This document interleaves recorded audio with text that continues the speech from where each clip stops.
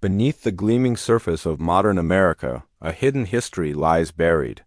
A story not of grand pronouncements and public ceremonies, but of whispered deals, secret handshakes, and seismic shifts that occurred just beyond the public eye.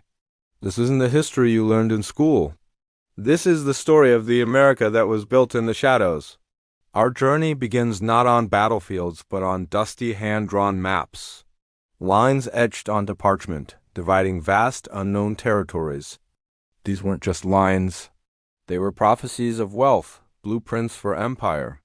And they were drawn by men who saw not a nation of people, but a continent of resources waiting to be claimed. In the halls of power in Europe and on the East Coast, financiers and speculators gambled on these lines, trading land they had never seen, displacing peoples who had been there for millennia. The real foundation of the American economy wasn't just built on cotton and tobacco. It was built on the speculative buying and selling of the land itself. Then came the age of iron and steam. The clang of hammers, the hiss of pistons, this was the soundtrack of a revolution. But behind the awe-inspiring spectacle of railroads crisscrossing the continent and factories belching smoke into the sky, another story was unfolding. The railroad tycoons, hailed as visionaries and pioneers, were masters of a different art, the art of the deal. In clandestine meetings, away from the press and public scrutiny, they carved up the country. They secured massive government land grants, not just for the tracks, but for miles on either side.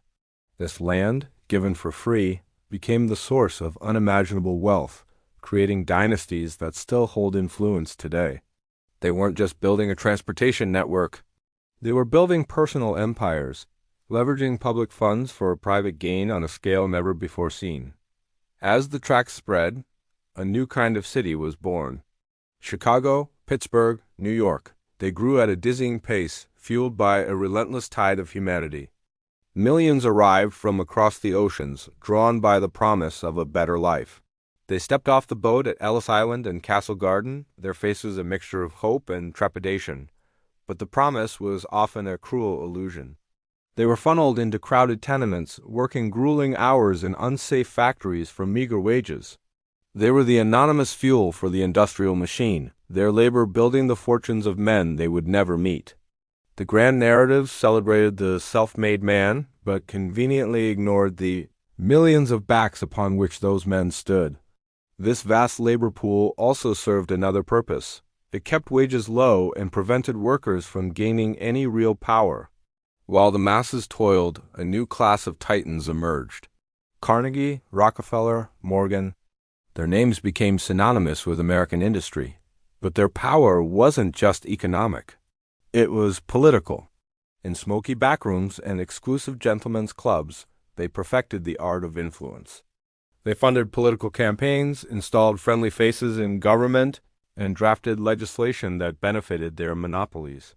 When Theodore Roosevelt began his crusade as a trust buster, it was a reaction to a system that had become deeply entrenched. The battle wasn't just about breaking up large companies.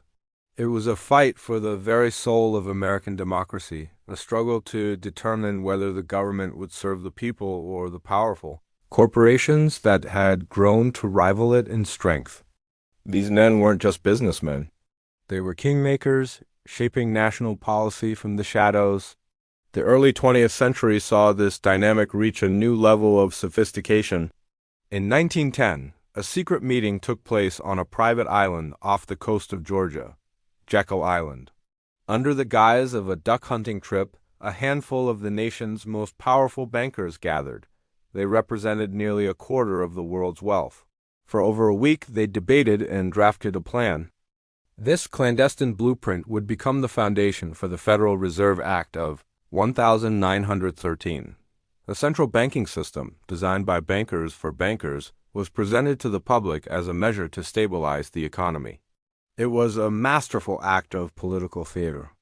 It centralized control over the nation's money supply into the hands of a quasi-private institution, fundamentally altering the relationship between finance and government, a shift whose consequences we are still grappling with today.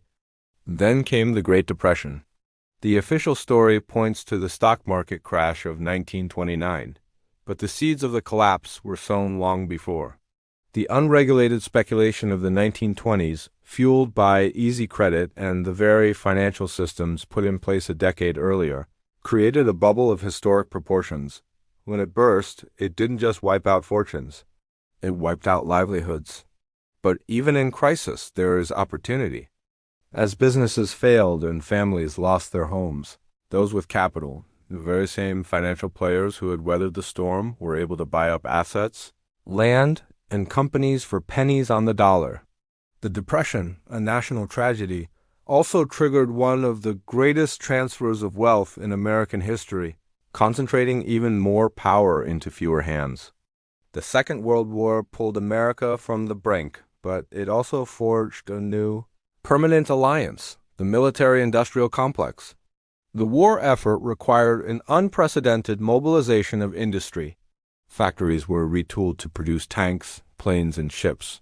A relationship was forged between the Pentagon and private corporations, one that would outlast the war itself. In his farewell address, President Eisenhower, a five-star general, issued a stark warning about the unwarranted influence of this new power. He saw a future where national policy could be driven not by democratic debate, but by the endless demand for military hardware. The Cold War ensured this complex would not only survive but thrive, creating a permanent war economy that continues to shape foreign policy and the federal budget to this day.